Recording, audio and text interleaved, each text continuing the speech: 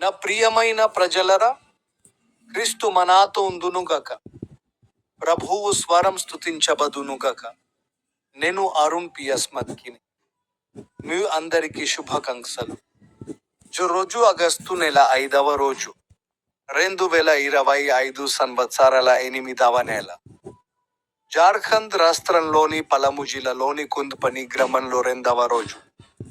గత సంవత్సరం ఈ రోజు నేను మద్కి కుటుంబం యొక్క వారసులలో చేరాను. దీనిని నా దివంగత తాత సుక్రం ముందా అలియాస్ జోవాకిం మద్కి, అతని పూర్వీకులు, పథర్గదీలు 2008వ సంవత్సరంలో స్థాపించారు. మరియు ఈ రోజు నేను నా చిన్నమ్మ మరియు నా అన్నయ్య ఆశ్రమంలో చేరాను.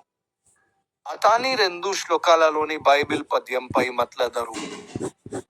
రోమన్ల అధ్యాయం 1 వచనం సంఖ్య 20.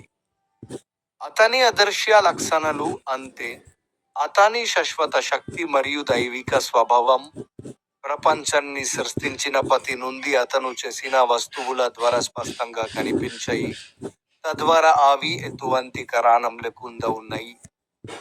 చివరి బైబిల్ వచనం గురించి మాట్లాడండి. యెహోషువ 4వ అధ్యాయం సంఖ్య 6 మరియు 7 వచనాలు.